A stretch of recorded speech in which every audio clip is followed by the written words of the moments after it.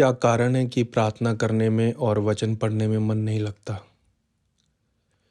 पहली चीज़, जब हम ज़्यादा अपने आप को संसार में रखते हैं और ज़्यादा हम संसार में बिज़ी रहते हैं, तब हमारा उसमें मन नहीं लग सकता। जब हम संसार की बातों में ज़्यादा ध्यान रखते हैं तो हमारा मन प्रार्थना में नहीं लग सकता, वचन में भी नहीं लग सकता। कारण ये होता है कि हम लोगों को आदत पड़ जाती है संसार में जीने की, और जब हम प्रार्थना करने बैठते हैं तो पूरे समय, पूरी प्रार्थना में हमें बातें याद आती हैं, आज पूरे दिन भर हमने क्या किया। और जब हम वचन पढ़ते हैं तो हमारा ध्यान जाता रहता है। मुंह से तो हम वचन पढ़ रहे होते हैं, पर हमारा जो मन है वो उधर नहीं होता। फिर हम बार बार देखते हैं कि ये क्या हो रहा है मेरे साथ, मेरा मन क्यों नहीं लग रहा। फिर हम प्रभु से प्रार्थना करते हैं। फिर जब हम प्रार्थना करने लगते हैं तब हमारा मन दूर हो जाता है दोबारा। कारण जिस चीज़ में हम ज़्यादा समय बिताएंगे, हम उसके बारे में ज़्यादा सोचेंगे। अगर हम परमेश्वर के साथ ज़्यादा समय बिताएंगे तो परमेश्वर के बारे में सोचेंगे। अगर हम संसार में ज़्यादा समय बिताएंगे तो हम संसार के बारे में सोचेंगे। तो यही एक सच्चाई है। तो इसके लिए हमें क्या करना चाहिए? तो सॉल्यूशन क्या है? इसके बारे में अगर हम सोचें और ध्यान दें तो हमें इसको डेली अपनी लाइफ के लिए एक प्रैक्टिस जैसा जीवन बिताना ज़रूरी है, प्रार्थना और वचन में। पर मैं ये कहना चाहता हूँ कि आज मुझसे अगर प्रार्थना नहीं हो रही तो कोई बात नहीं, अगर मैं थोड़ी देर बैठ सकता हूँ तो मैं थोड़ी देर बैठूंगा। पर मैं ऐसा ना सोचूं आज तो मेरा मन नहीं लगा प्रार्थना में, तो कल तो मैं नहीं बैठ पाऊंगा। और अगर जब दूसरा दिन आएगा फिर मैं सोचूं कि अरे कल तो मेरा प्रार्थना में मन नहीं था, आज भी नहीं लगेगा, आज भी मन नहीं कर रहा वचन पढ़ने का, प्रार्थना करने का। तो फिर हम सोचते हैं तो मेरे से ऐसा ही होता है, मन तो करता है नहीं, छोड़ दो। क्योंकि हमें बहुत ज़्यादा आदत होती है संसार में जीने की, उसके काम काज हमें हर चीज़ परेशान करती है। पर इस बात पे ना ध्यान देते हुए कि मेरा मन नहीं लग रहा, हम रोज़ अपना एक समय बांध लें कि भाई मैं इस समय थोड़ा सा समय प्रभु को दूंगा। फिर आप धीरे धीरे देखेंगे, आप कंटिन्यू ऐसे बैठना शुरू करेंगे, आपका मन भी नहीं लग रहा तो भी बैठना शुरू करेंगे, तो आप देखेंगे कि कुछ समय बाद आपका उसमें मन लगने लगेगा, आपका समय बढ़ने लगेगा प्रभु के साथ। पर उसके साथ साथ आपको संसार की जो चीज़ें ज़रूरी नहीं है उनसे मन हटाना पड़ेगा। बहुत सारी चीज़ें होती हैं जो हम फालतू में उनमें टाइम बिताते हैं, जिसकी वजह से हम उसमें खो जाते हैं और फिर प्रभु को समय देना मुश्किल हो जाता है। तो ये बहुत इजी एक तरीका है जिसको अगर हम अपना लें अपनी लाइफ में तो हम देखेंगे कंटिन्यू हमारे अंदर बदलाव।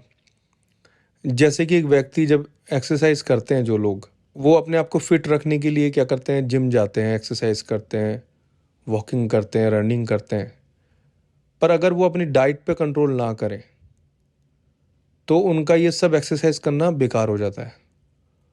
हो सकता है उनके हाथ पैर में, उनके कुछ पार्ट्स जो शरीर में उनमें शेप आ जाए, पर उनका पेट तो बाहर है। हो सकता है वो उससे परेशान हो, या फिर और भी बहुत सारी ऐसी चीज़ें, ये फैट नहीं जा रहा मेरा, ये शेप सही से नहीं हो रहा है। कारण क्या होता है कि वो बस एक्सरसाइज करते हैं पर अपनी डाइट पे ध्यान नहीं रखते।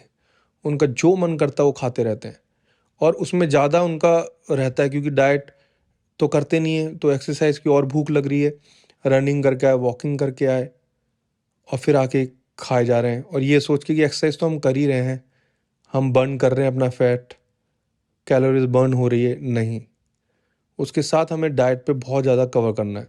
हमें फैटी चीज़ नहीं लेनी, हमें ऐसे खाने पीने नहीं लेने होते जो हमें मोटा करे या फिर हमारे शेप को ख़राब करे। हो सकता है मैं यहाँ अच्छी तरह खा लूँ और फिर जाके एक्सरसाइज करूँगा, फिर अच्छी तरह खा लूँ तो वो वैसे ही का वैसे ही रह जाता है। तो ठीक इसी रीति से हमारी आत्मिक एक्सरसाइज में भी ये फ़र्क आता है। कैसे कर सकता हूँ डाइट आत्मिक उन्नति में, आत्मिक जीवन में? मेरी डाइट का मतलब है संसार। धीरे धीरे आपको संसार की बातों से दूर होना पड़ेगा। छोटी छोटी चीज़ों में स्टार्टिंग करनी पड़ेगी। इसमें मैं आज मन नहीं लगाऊंगा, आज मैं ये समय प्रभु को दूंगा। तो मैं आपको एक और बात बताना चाहता हूँ, जो हम ऐसा करते हैं तो परमेश्वर भी है जो हमारी मदद करता है। उसने अपना पवित्र आत्मा हमको दिया है। ऐसा नहीं कि वो हमें देखता रहेगा और हमें इस कष्ट से जाने देगा, पर जब वो देखेगा कि मेरा बेटा मेरी बेटी मेरे पास आना चाहते हैं पर ये सब समस्या इनके सामने है, तो जब हम पवित्र आत्मा की सहायता लेंगे तो पवित्र आत्मा एक समय आएगा कि आपको पता ही नहीं चलेगा। आप कुछ महीनों में देखेंगे कि आप ज़्यादातर परमेश्वर के साथ समय बिता रहे हैं और संसार में जो ज़रूरी चीज़ें, जो एक दिनचर्या है, उसमें आप लोग बस काम में हैं, ये काम कर रहे हैं वो कर रहे हैं, पर आपको पता चलेगा कि पवित्र आत्मा आपको पूरी रीति से बदल सकता है। तो आप ये बात ध्यान रखिए, क्योंकि दिन बहुत बुरे हैं, संसार बहुत ज़्यादा, इतनी चीज़ें आ गई हैं जो हमें प्रभु से दूर करती हैं इन दिनों में। सबसे बड़ी चीज़ है हमारे फ़ोन, हमारा लैपटॉप, हमारा टीवी, सब चीज़ें हमें बहुत दूर करती हैं। आजकल हम लोग फ़ोन को कहाँ भी लेके जाते हैं, पूरे समय हमारे पास रहता है, हमारे सोते समय भी हमारे हाथ में होगा, बाहर जाते हुए, गाड़ी में बैठते हुए, हर जगह। और इतनी रील्स आती हैं, हमें हँसाती रहती हैं, हँसाती रहती हैं, हम खुश होते रहते हैं, देखते रहते हैं और उसमें बहुत सारा समय हमारा बर्बाद हो जाता है। और फिर हम देखते हैं सुबह से शाम हो गई और फिर हम देखते हैं अरे! ओह! अब मैं थक गया या मैं थक गई, चलो सो जाते हैं, या फिर कुछ थोड़ा बहुत काम कर लिया फिर सो गए। बहुत ही एक संसार की चाल है हमें आत्मिक जीवन से दूर रखने के लिए। और मैं आपको बता दूं, आने वाले जीवन में और भी ऐसी ऐसी चीज़ें आ रही हैं दुनिया में जो हमें और भी ज़्यादा परमेश्वर से दूर कर देंगी। और वचन में लिखा है कि यीशु मसीह का जब समय होगा वो उस चोर के समान है, जब लोग बाग को पता ही नहीं होगा, सब कुछ ठंडा पड़ा होगा, जब किसी को कोई मतलब ही नहीं मिल रहे हैं सबसे, और कुछ नहीं पता कि यीशु मसीह कब आ रहे हैं अचानक से, तब हमारे पास कोई जवाब नहीं होगा। तो जिसके साथ हमें जीवन भर रहना है, जिसके साथ हमें अनंत जीवन बिताना है, उसकी प्रैक्टिस तो आज ही से करनी है हमें, ताकि हम जब उसके साथ रहें तब हमें पता रहेगा कि ये जीवन तो मैं जानता हूँ, क्योंकि मैं जब संसार में था तो मैं इसकी प्रैक्टिस किया करता था, इस जीवन में चलने की कोशिश किया करता था, और आज इसमें मैं इतना चलता हूँ। मैं जानता हूँ यीशु मसीह के साथ रहना क्या होता है, पवित्र आत्मा के साथ समय बिताना क्या होता है, पिता से बातें करने का समय क्या होता है, ये मैं जानता हूँ, ये मैं जानती हूँ। तब आपको हिचक नहीं होगी प्रभु के सामने। और हम नहीं कह सकते कि दिन यीशु मसीह अभी लंबा टाइम है, कभी भी उसका समय आ जाएगा।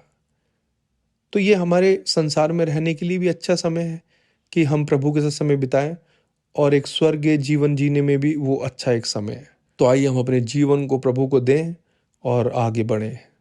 आमीन। Thank you.